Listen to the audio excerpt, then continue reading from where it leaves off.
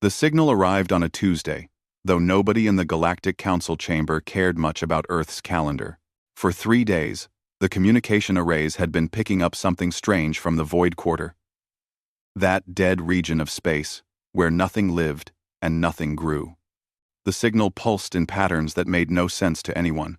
Ambassador Thex of the Valorian Empire stood before the assembled council, his 4 arms gesturing at the holographic display. The signal's waveform twisted and curled in the air like a living thing. Dozens of species had tried to decode it. The Valorians, with their mathematical precision, had failed. The Whisper Collective, with their quantum minds, had found nothing. Even the ancient keepers, who remembered songs from before most stars were born, could not understand it.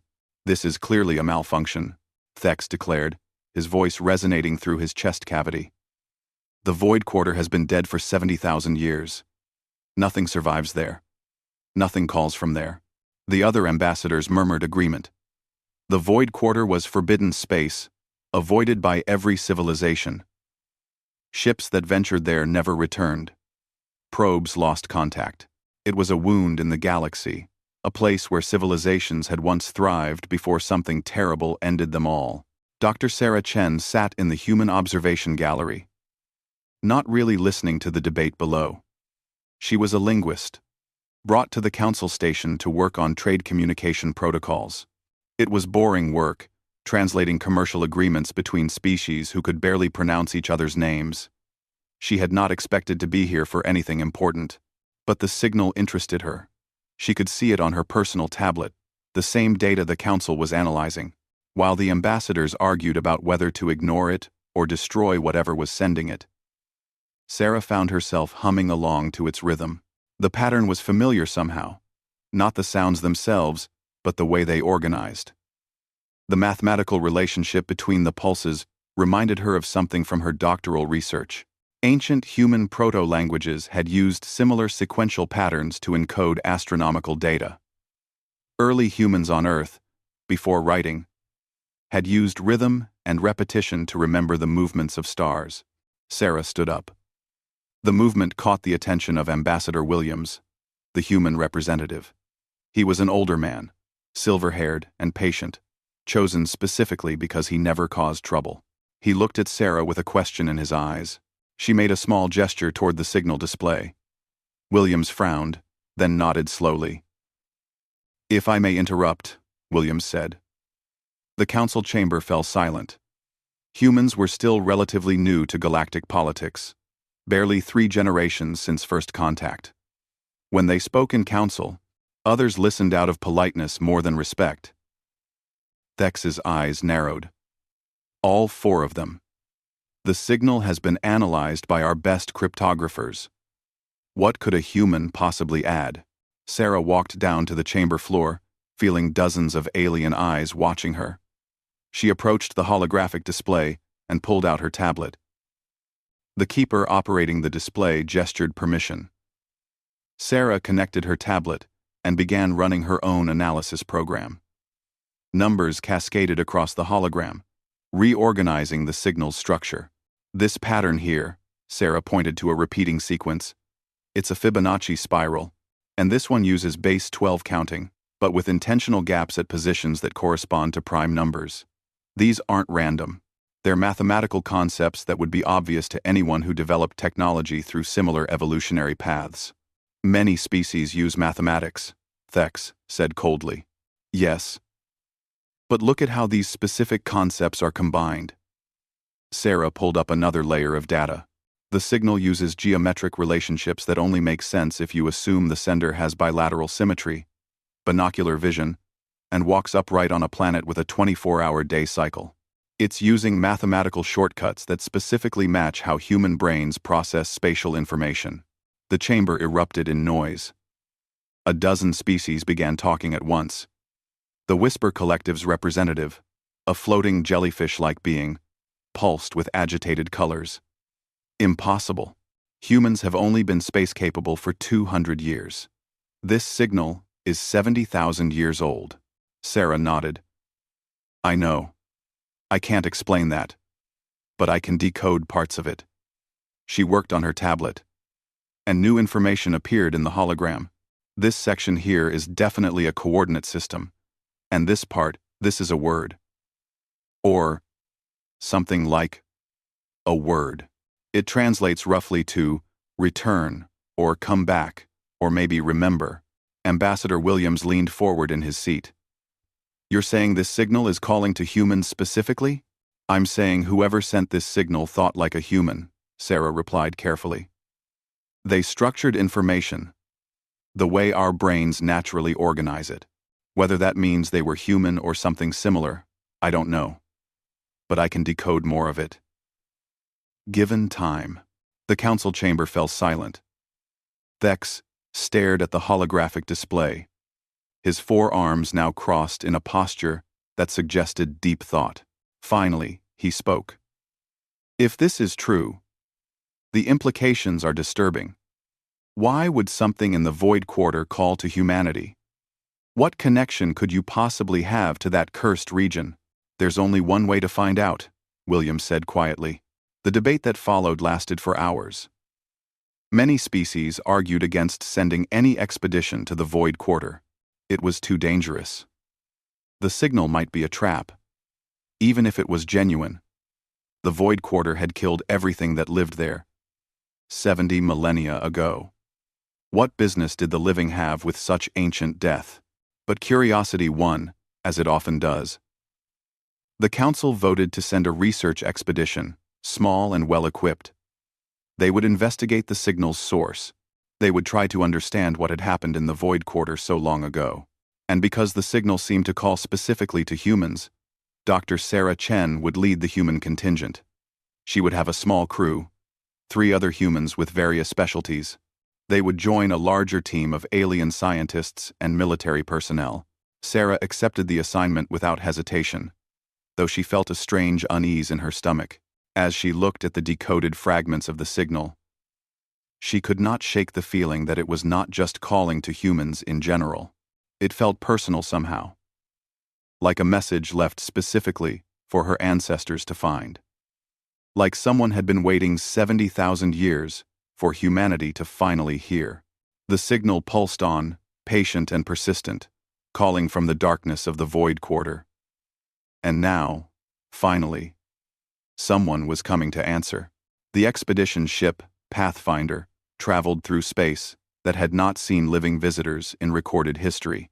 Captain Vorin, a massive reptilian crawl with scales like burnished copper, commanded the vessel with steady competence. His crew represented 12 different species, each chosen for specific expertise, but everyone knew the real reason they were here came down to 4 humans and the strange signal only they could decode. Sarah worked 18 hours a day in the linguistics laboratory, surrounded by holographic displays showing the beacon's endless message. Each day, she decoded more fragments. Each fragment raised new questions. The signal was not just a distress call or a warning. It was a story. Many stories, actually, layered together in complex patterns. Her assistant, James Park, brought her another meal she would probably forget to eat. James was a young mathematician, fresh from university, still excited about everything in space. You need to sleep, Sarah. I will. Soon. She gestured at the display. Look at this section. It's a creation myth. It describes a world being born from water and stone. Does that sound familiar? James studied the patterns. That's similar to at least a dozen human mythologies from Earth. Babylonian, Chinese, several African traditions. But lots of civilizations develop water creation myths, right? It's not unique to humans. True. But now look at this one. Sarah pulled up another fragment. This is a story about a great flood that destroys the world. And this one is about a hero who descends into an underworld and returns. And this one describes a trickster god who steals fire from the heavens. James went very still. Those are all human myths, from completely different cultures on Earth, developed independently. Exactly. And they're encoded in a signal that's 70,000 years old, from a dead region of space. Sarah rubbed her tired eyes. Either this is the strangest coincidence in galactic history, or something very strange is going on. The ship shuddered slightly. They had entered the outer boundary of the Void Quarter 3 days ago, and space here behaved oddly. Gravitational fields twisted in unexpected ways. Background radiation showed patterns that made no physical sense. The ship's AI had to constantly recalculate their course. In the ship's command center, Captain Vorin studied the navigation displays with growing concern.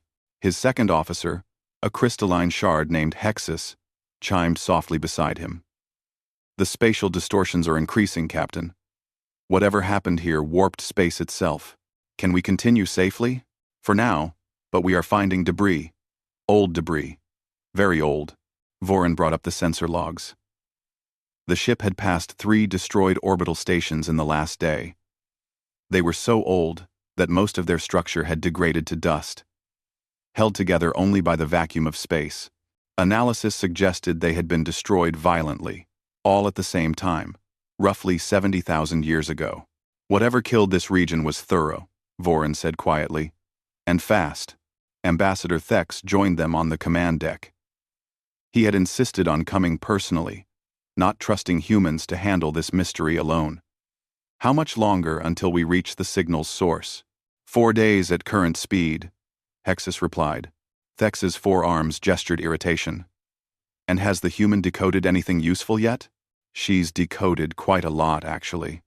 Vorin kept his voice neutral. He did not like Thex's constant suspicion of the human crew members. "She found something disturbing. The signal contains human cultural information that should not exist." "Explain." Vorin showed him Sarah's findings. The myths and legends encoded in the signal, all matching human traditions from Earth. Thex studied the data in silence, his 4 eyes narrowing. "This proves nothing," Thex said finally. "Perhaps humans encountered this signal before and incorporated it into their primitive cultures. Or perhaps it is all coincidence." "Perhaps," Vorin agreed, though he did not believe it. Sarah was summoned to the command center that evening. She brought her entire team: James, plus engineer Marcus Webb, and biologist Dr. Lisa Okonkwo. Captain Vorin had assembled the senior staff from all species. "Show them what you found," Vorin said. Sarah projected her latest decoding onto the main display. "The signal isn't just sending stories. It's sending coordinates. Multiple sets of coordinates, all within the Void Quarter. They seem to mark sites of ancient civilizations. But there's also this. Ninth. This doc, John." She highlighted a specific sequence that pulsed with rhythmic intensity. "This part of the signal is different. It's a warning. It repeats every 3 hours. Like a distress beacon. I can only decode fragments, but the meaning is clear. It says, 'Children of Earth,' specifically. Then it says something like, 'The enemy stirs,' or 'The threat awakens,' or possibly, 'The darkness returns.' The vocabulary is ancient, metaphorical, hard to translate precisely." The command center fell silent. Ambassador Thex broke the quiet first. "Children of Earth. That is what it calls humans?" "Yes, which makes no sense. Humans evolved on Earth naturally. We have fossil records going back millions of years. We have no connection to this region of space." Lisa Okonkwo raised her hand tentatively. "Unless we do, and we've forgotten. 70,000 years is a long time. Human civilizations on Earth only go back maybe 12,000 years. Before that, we were hunter-gatherers with oral traditions. If something happened before then, we might have no record of it." "Ridiculous," Thex snapped. "You are suggesting humans once had spacefaring civilization and then forgot about it? Returned to primitive existence?" Lisa shrugged. "I'm suggesting we keep open minds. The signal knows things about human culture it should not know. It calls to humans specifically. Something connects us to this place." Over the following days, they passed through fields of ancient debris. Entire planets had been cracked open like eggs. Space stations the size of moons drifted in pieces. The Void Quarter had once been densely populated, home to dozens of civilizations. Now, it was a graveyard. Sarah barely slept. The signal consumed her attention. She felt a strange compulsion to decode it, like the message was meant specifically for her. In her dreams, she saw vast battles in space. She saw ships of impossible design. She saw Earth, but different somehow, with unfamiliar continents. On the fourth day, they reached the signal's source. A massive station orbited a dying red star, its structure still intact. Despite 70 millennia of abandonment, the station was enormous, easily the size of a small moon, built in concentric rings around a central core. Captain Voren stared at it in wonder. How is it still functional? The signal, Sarah whispered, watching the display. The signal is coming from the central core. Something there is still active, still waiting. The station's architecture was unlike anything in the Council's databases. But Sarah noticed something that made her breath catch. Certain proportions in the design, certain ratios between structures, matched human architecture. Not modern human design, but something more fundamental. The golden ratio appeared everywhere. Bilateral symmetry dominated. That station was built by beings who thought like humans, she said softly. Marcus Webb nodded beside her. Or built for them. Captain Voren prepared an away team. Sarah and her human crew would go, along with Voren himself and several specialists from other species. They would enter the station and find whatever had been calling across 70,000 years of silence. As Sarah suited up for the expedition, James pulled her aside. Are you scared? Are you scared? She nodded. Terrified, but also excited. That message out there, it's been waiting so long for someone to answer. Waiting specifically for us. I need to know why. The shuttle launched toward the ancient station. The signal pulsed stronger now, rhythmic and insistent. Sarah closed her eyes and listened to its pattern, and for just a moment, she could have sworn she heard words in it. Words in a language she had never learned but somehow understood. Come home, the signal seemed to say. Remember who you were. Remember what you must do. The station's outer doors opened at their approach, ancient mechanisms still functioning after 70,000 years. The shuttle docked in a vast hangar bay that could have held 100 ships. Emergency lights flickered on as they entered, casting everything in pale blue illumination. Sarah was the first to step onto the station's deck, her magnetic boots clicking against metal that should have been dust ages ago. The air was thin, but breathable. Her suit's sensors showed the station maintained minimal life support, just enough to preserve its systems. This is incredible, Marcus breathed, running his gloved hand along the wall. The materials, the construction. This should not still be here. Everything degrades, everything fails. But this place has been maintained somehow. Captain Voren scanned the corridor ahead. The signal originates from the central core. We follow this main passage. They walked through halls that seemed designed for beings roughly human-sized. The proportions felt comfortable to Sarah in a way alien architecture never did. Doorways were the right height, corridors the right width. Even the lighting, dim as it was, positioned at levels that suited human eyes. Ambassador Thex noticed too. His voice over the communication channel sounded troubled. This station was built by your ancestors. Or beings, identical to them. That's impossible, Sarah said, but her voice lacked conviction. They passed through chambers filled with equipment too old to identify. Some rooms held vast computers, their crystals still pulsing with faint light. Other rooms were living quarters with furniture that could have come from Earth, if Earth's furniture was made from materials that lasted forever. Lisa stopped at one doorway, staring inside.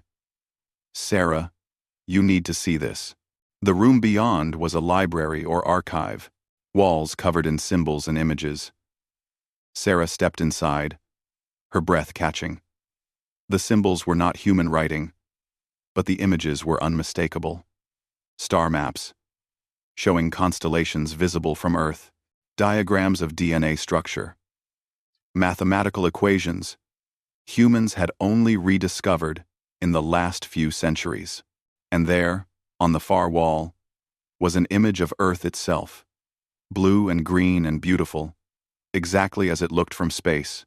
"They knew Earth," James whispered. "Whoever built this place knew our planet."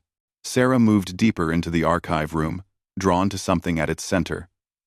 A pedestal held what looked like a data crystal, glowing softly. When she approached, holographic displays activated around her.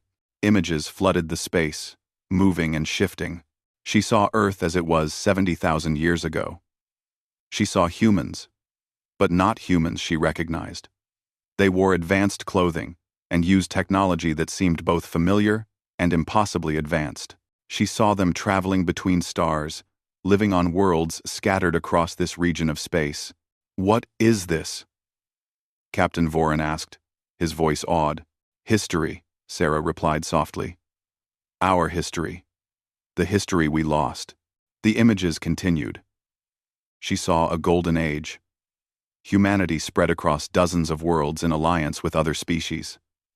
But then, the images darkened. Something arrived from deep space. Ships appeared that hurt to look at, their geometry wrong somehow, their shapes twisting in ways that made Sarah's head ache. The hologram showed these ships attacking.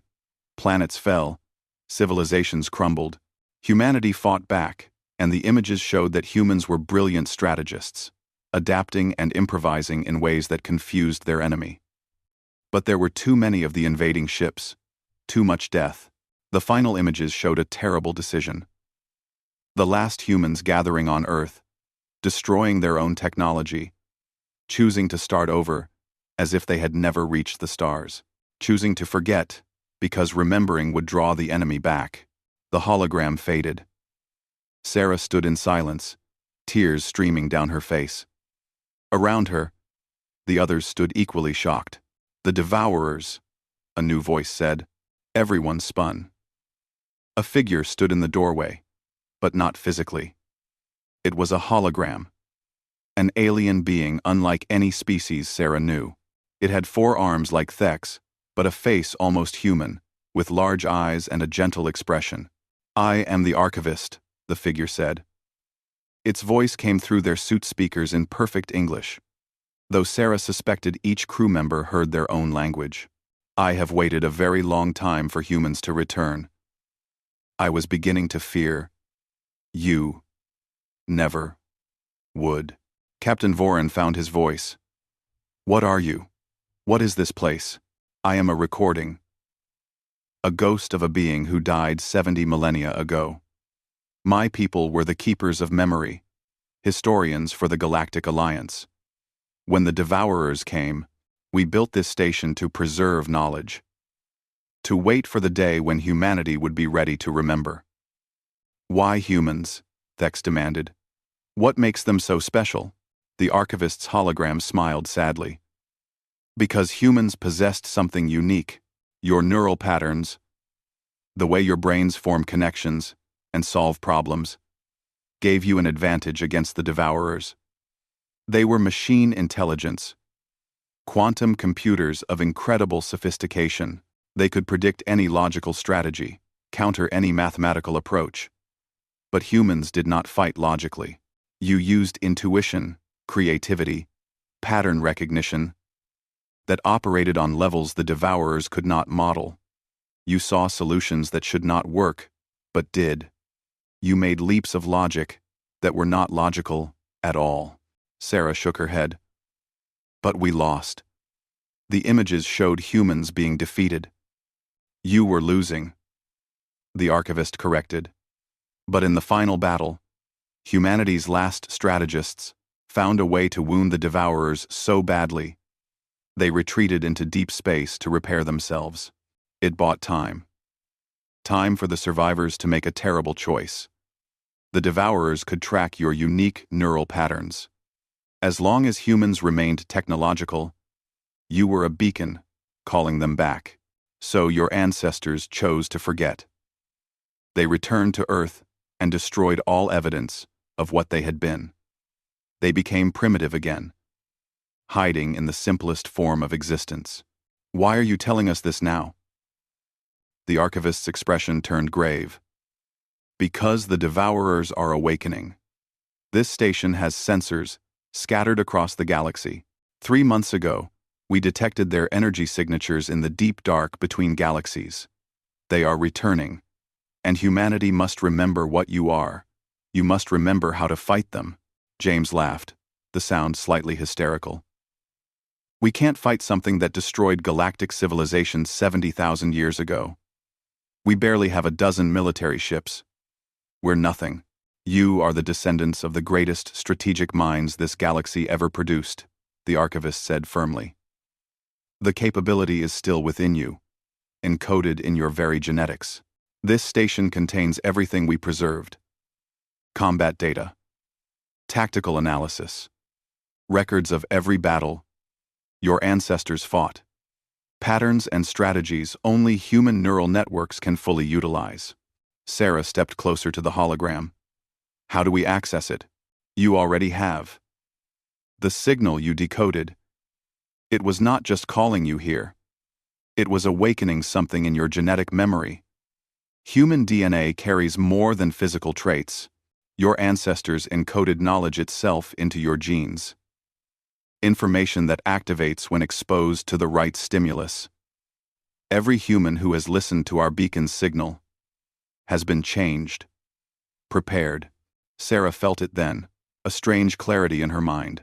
Concepts she had never learned seemed suddenly familiar. She looked at Marcus, at James, at Lisa. They all looked different, standing straighter, their eyes sharper. Captain Voran's sensors beeped urgently. Captain, the ship reports massive energy signatures approaching.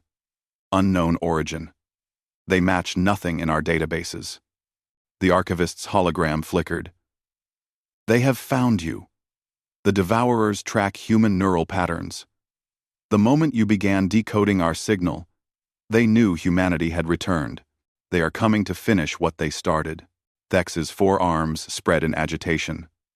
We must flee, return to Council space, and warn everyone.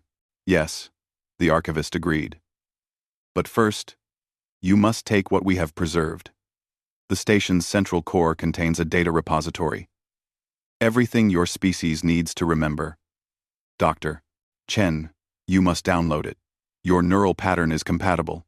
You can carry this knowledge. Sarah did not hesitate. She moved to the pedestal and placed her hands on the crystal. Information flooded her mind, vast and overwhelming. She gasped, nearly falling, but James caught her. Images and data poured through her consciousness. Battle formations she had never seen but somehow recognized. Tactical analyses that made perfect sense. The collective military knowledge of humanity's golden age flowing into her awareness. We need to leave now, Captain Voran said urgently. The energy signatures are accelerating. They ran back through the station's corridors. Sarah stumbling, her mind reeling from the data download. The archivist's hologram followed them, flickering in and out of existence. Remember, it said as they reached the shuttle.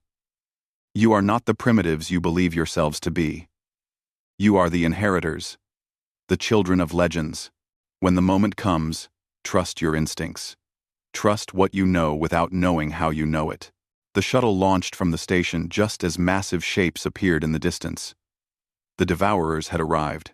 The Devourer ships defied comprehension. They were geometric nightmares.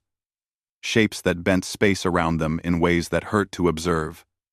Pyramids that existed in more dimensions than 3. Spheres that rotated through angles that should not exist.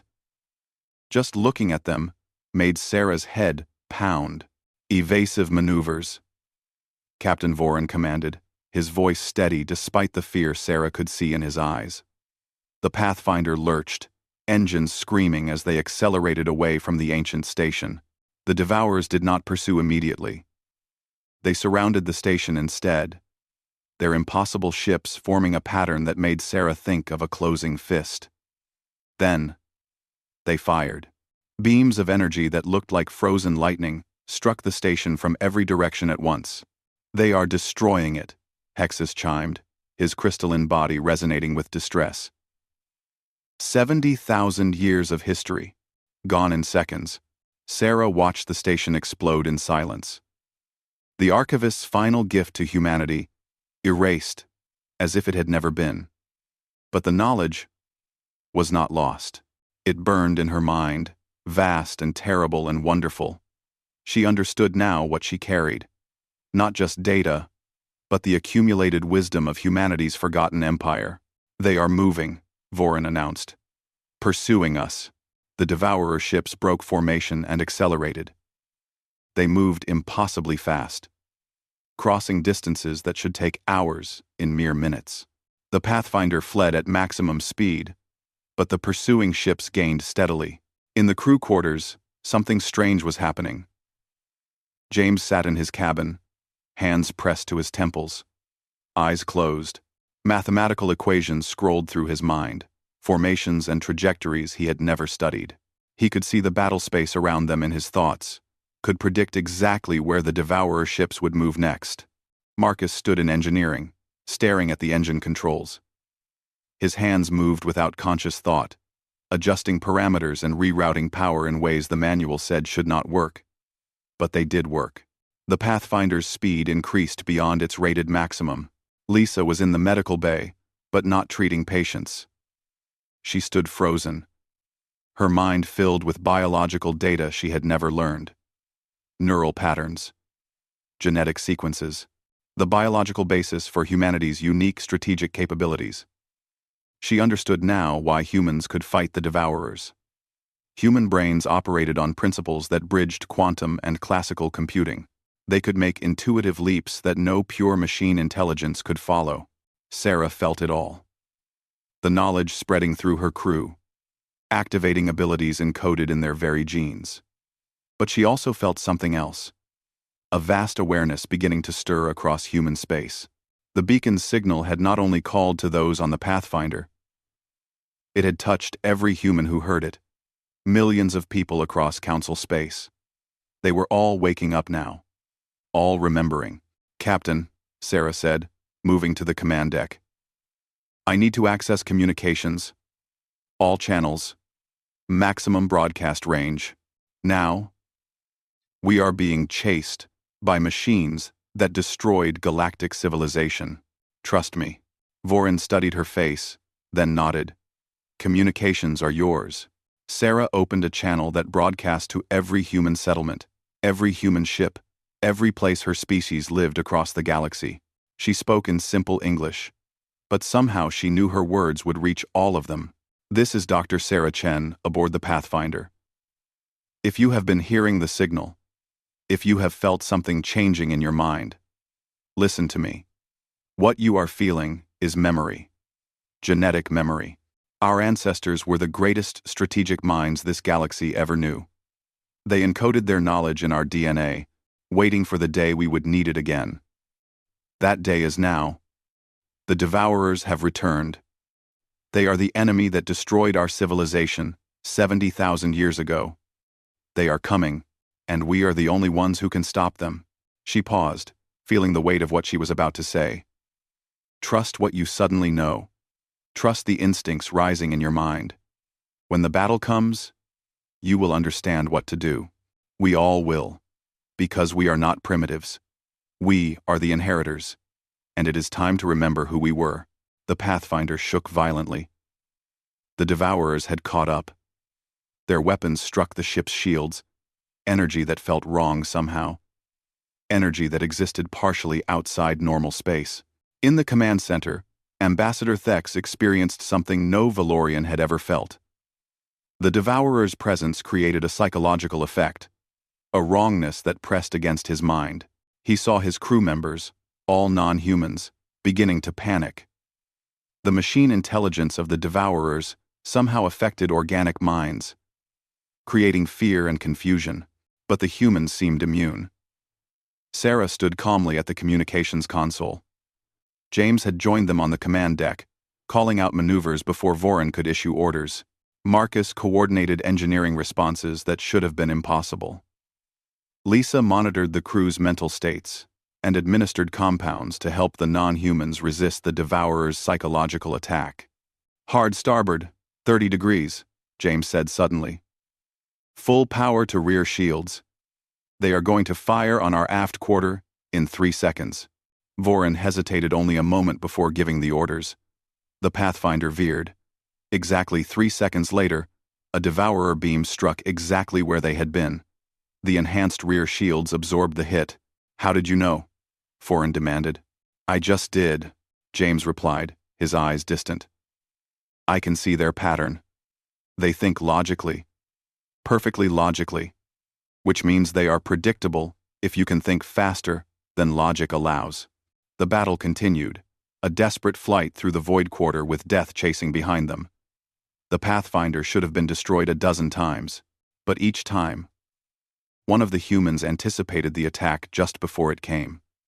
They dodged and weaved through a storm of impossible weapons, surviving on instinct and intuition.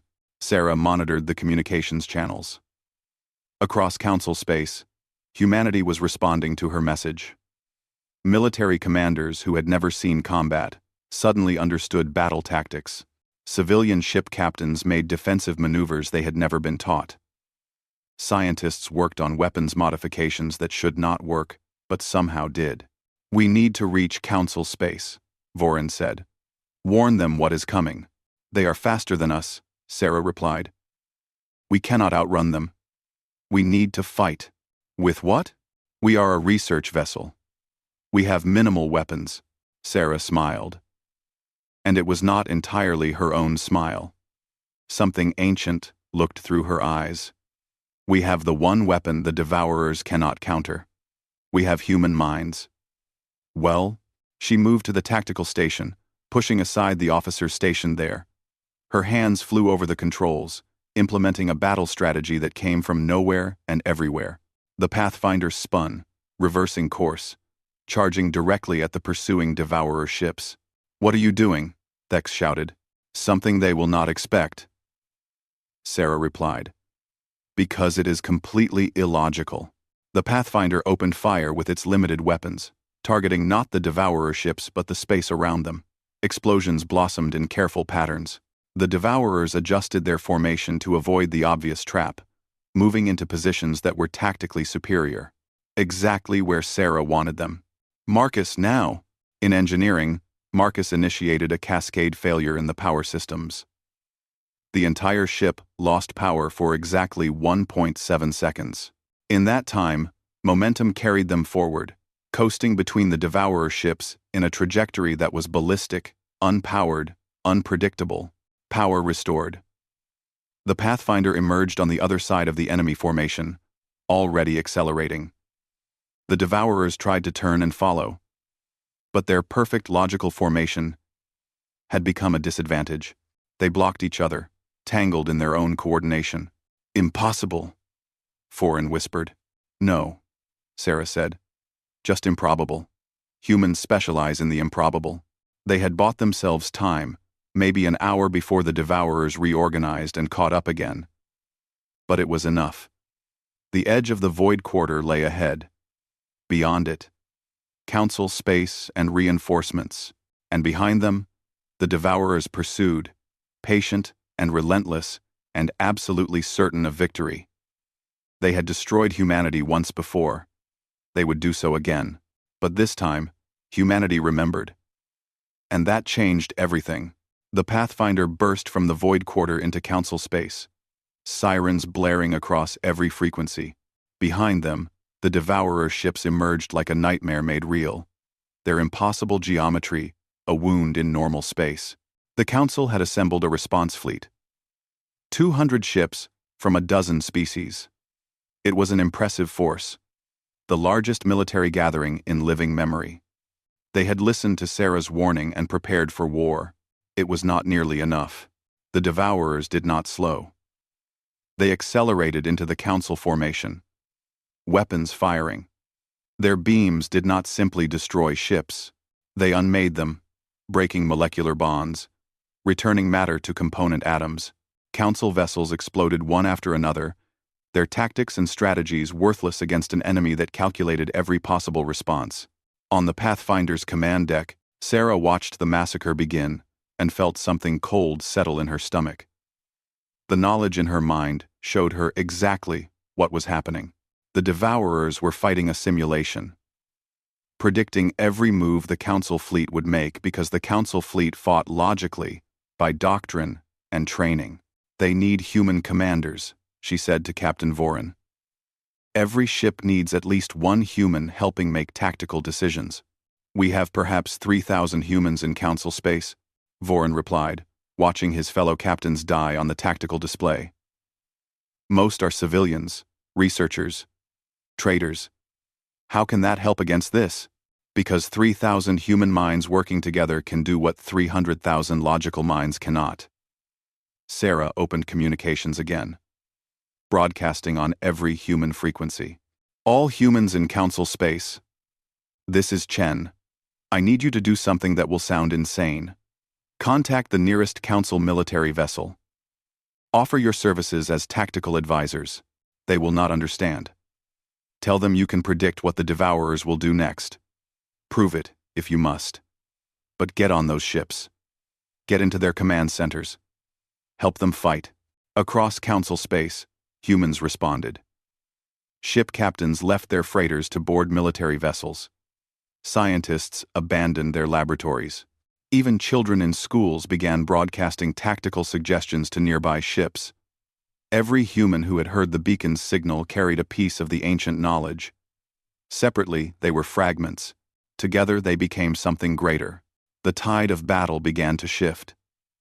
Council ships with human advisors started surviving. They made maneuvers that were textbook wrong, but practically effective.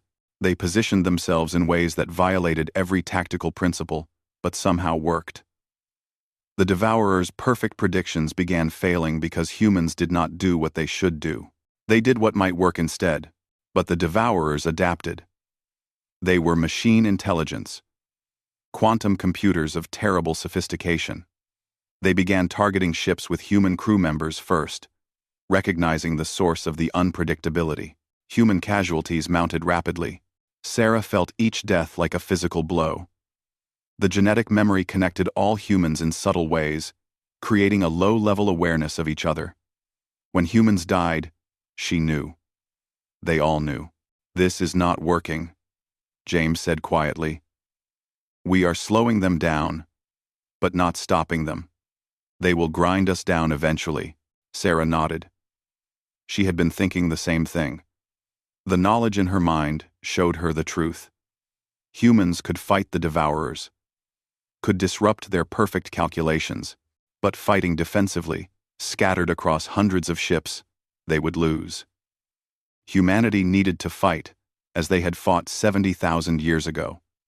Together, coordinated, a unified strategic consciousness. "I need to go back," Sarah said suddenly. "Back to the beacon station." "The station is destroyed," Voren said. "The station, yes. But not the weapon.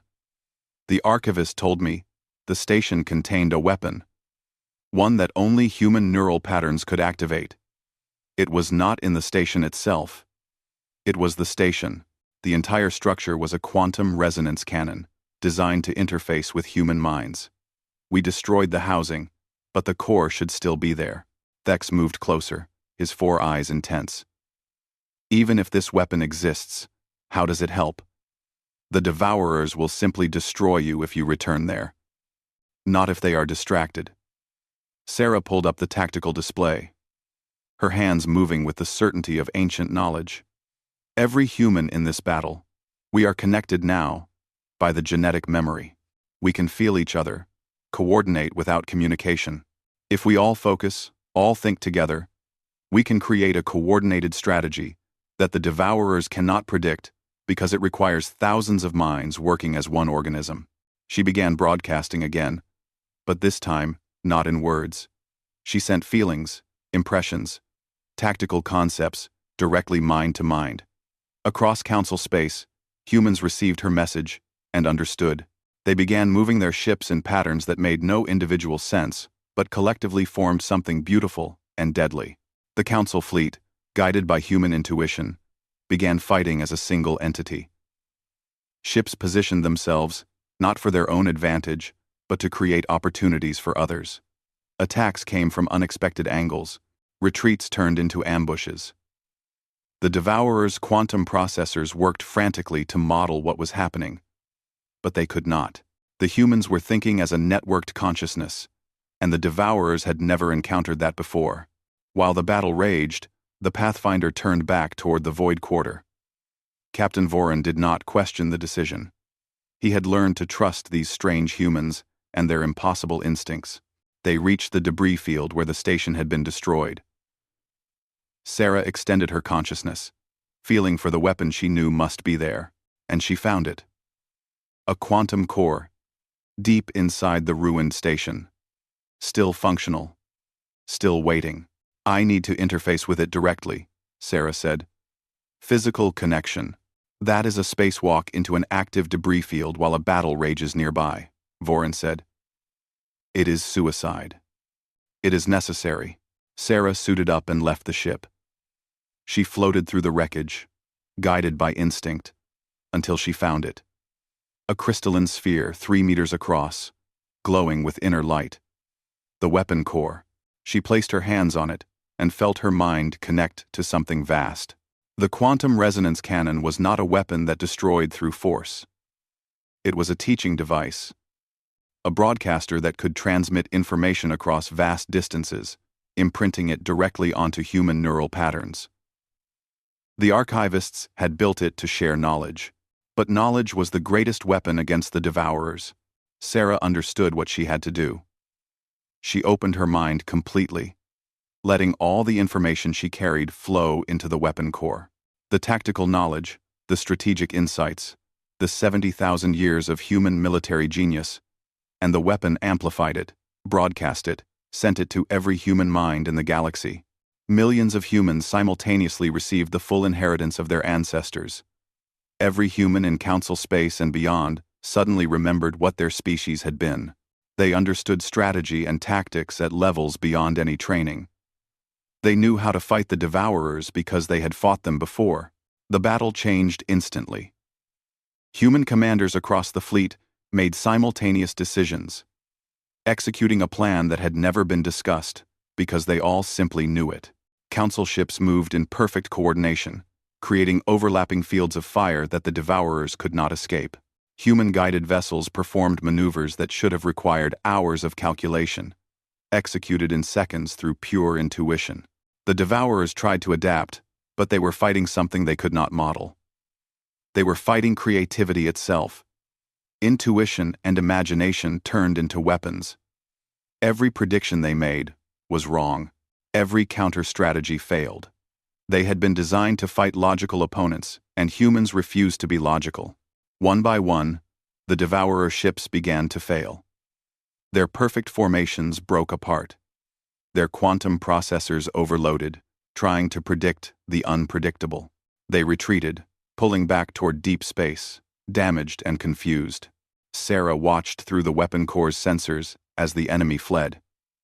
She wanted to feel triumphant, but the knowledge in her mind warned her this was not the end.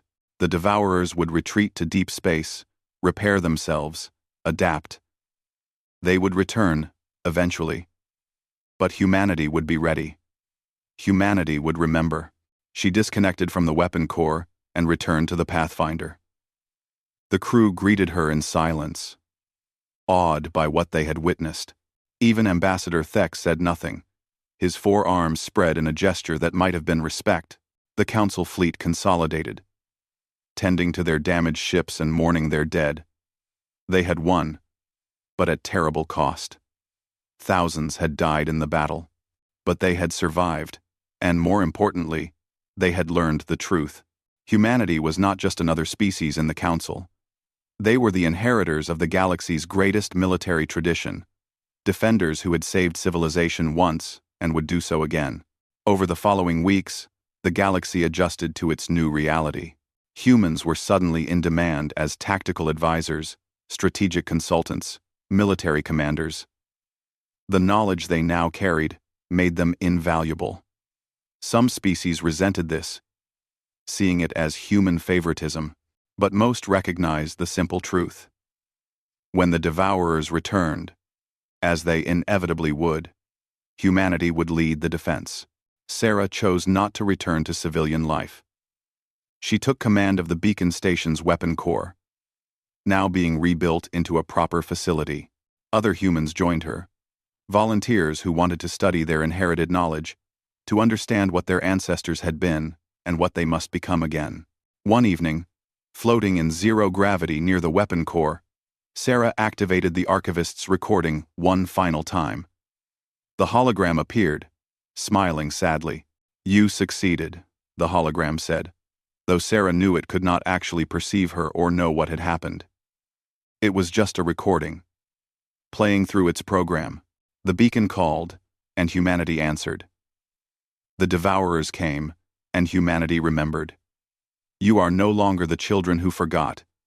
You are the inheritors who remember. Sarah smiled. We remember now.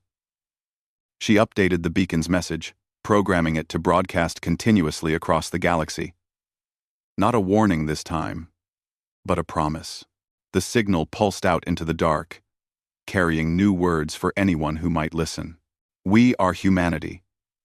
We remember what we were. We know what we must be. When the darkness returns, we will stand guard. When the enemy comes, we will be ready. This is our inheritance. This is our duty. This is who we are. The signal reached across space, touching every human mind, reminding them all of the ancient truth. They were not conquerors or explorers or traitors. They were guardians. 70,000 years ago, their ancestors had defended the galaxy and paid a terrible price. Now their descendants would take up that burden again, and deep in the darkness between galaxies, the devourers retreated to repair their damaged forms. They had been surprised this time, confused by an enemy that fought in ways their programming could not predict. But they would adapt. They would return, and when they did, humanity would be waiting. The beacon pulsed its message into the void, patient and eternal. A promise and a warning. A reminder of what had been and what would be, again. Humanity had forgotten once, lost themselves in the safety of ignorance. But now, they remembered. And they would never forget again. Retry, Claude, can make mistakes. Please double-check responses.